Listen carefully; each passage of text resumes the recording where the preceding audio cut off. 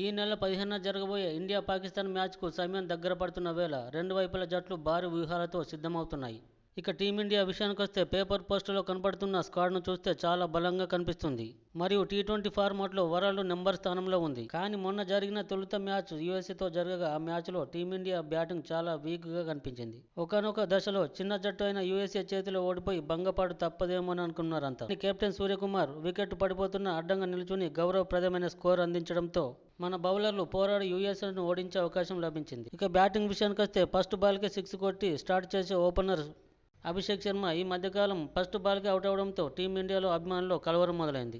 ఇక ఎన్ని అవకాశాలు వచ్చినా సంజు శాంసన్ వరుసగా ఫెయిల్ అవుతూనే ఉన్నాడు. ఇక తిలక్ వర్మ, దూబేలు కూడా వికెట్ పడిన తర్వాత జాగ్రత్తగా ఆడడం మర్చిపోయి బాధ్యతారహితమైన షాట్లతో వెంటనే అవుట్ అయ్యారు. ఇక ఆల్రౌండర్ అయిన హార్దిక్ పాండ్యా మాత్రమే అటు బౌలింగ్లోనూ అటు బ్యాటింగ్లోనూ తన స్థానానికి తగిన న్యాయం చేస్తున్నాడని చెప్పొచ్చు. ఎంతో నమ్మకంతో ఫినిషర్గా సెలెక్ట్ చేసుకున్న రింకు సింగ్ బ్యాటింగ్ మాత్రం చాలా అధ్వాన్నంగా, ఆందోళనకరంగా మారింది. రింకు సింగ్లో మునుపటి ఫినిషింగ్ ఫైర్ అస్సలు కనపడటం లేదు. స్పెషలిస్ట్ స్పిన్నర్ అయిన కుల్దీప్ను ప్రక్కన పెట్టి బ్యాటింగ్కు బౌలింగ్కు పనికొస్తాడని సెలెక్ట్ చేసుకున్న అక్షర్ పటేల్ కూడా బ్యాటింగ్లోని బౌలింగ్లోనూ అంత ఎఫెక్టివ్గా కనబడట్లేదు. ఇలా బ్యాటింగ్ లైనప్ పైకి స్ట్రాంగ్గా కనిపించిన లోపల ఉన్న లొసుగులు మాత్రం పాకిస్తాన్ మ్యాచ్కు ముందు సరిచేసుకుంటే బాగుంటుంది. ఇక బౌలింగ్ విషయానికొస్తే మొదటి ఓవర్ లేక 2 ఓవర్లలో వికెట్ తీయగల ఎబిలిటీ ఉన్న బౌలర్ హర్షదీప్ సింగ్ కూడా వికెట్ తీయడమే కాదు అప్పుడప్పుడు ఫస్ట్ ఓవర్లోనే చాలా రన్స్ ఇచ్చి ఇండియా ఫ్యాన్స్కు షాక్ చేస్తుంటాడు.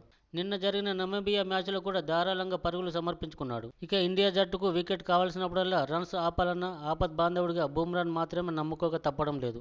ఒకవేళ పాకిస్తాన్తోనో లేక ఫైనల్లో మ్యాచ్ ఆడే సమయానికి బుమ్రాకు ఇంజూరీ అయితే జట్టు పరిస్థితి ఏంటని టీం మేనేజ్మెంట్ కూడా భయపడుతున్నారు. ఇక బౌలింగ్లో సానుకూల అంశం ఏమిటంటే పేస్ బౌలర్గా బుమ్రా ఎంత బలమో స్పిన్ బౌలింగ్లో వరుణ్ చక్రవర్తి అంత స్ట్రాంగ్ ఉండడంతో వీరిద్దరితో ప్రత్యర్థి జట్టుకు భయపట్టించవచ్చు.